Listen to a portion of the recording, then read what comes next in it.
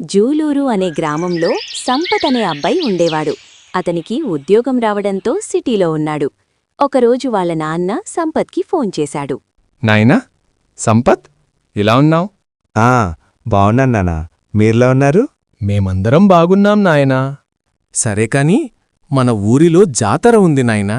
ఈరోజు బయల్దేరు నాయనా. సరే నాన్నా, వస్తాను. వాళ్ళ నాన్న చెప్పంగానే సంపత్ బస్లో వస్తున్నాడు.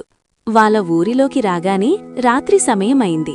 అలా పొలిమేర దారిలోకి వచ్చాడు. ఇలా పొలిమేర దారిలో వస్తుంటే ఎంత సంతోషంగా ఉంది. అప్పుడు సంపత్కి భయంకరమైన సౌండ్స్ వస్తున్నాయి. అయ్యమ్మో, దయ్యం! ఎవరైనా నన్ను కాపాడండి. నాకు చాలా ఆకలిగా ఉంది. సమయానికి నీవు దొరికావు. దయ్యం సంపత్ని గట్టిగా పట్టుకుంది. చంపుదామని ప్రయత్నం చేసింది.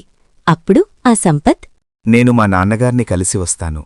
అలాగే మా నాన్నగారిని చూడక చాలా రోజులైంది. నేను ఇంటికి వెళ్ళి వస్తాను. కాస్త సమయమివ్వండి దయ్యం సోదరి, నేను తప్పకుండా వస్తాను. నిన్ను వదిలేస్తే నాకు ఆకలెలా తీరుతుంది? దయ్యం సోదరి, నా మాట నమ్మండి. నేనొక్కసారి మాట ఇచ్చానంటే నేను తప్పుకునే మనిషిని కాదు. సరే సరే వెళ్ళు, నీకోసం ఎదురుచూస్తుంటాను. సంపత్ సరే అని చెప్పి తప్పించుకున్నాడు.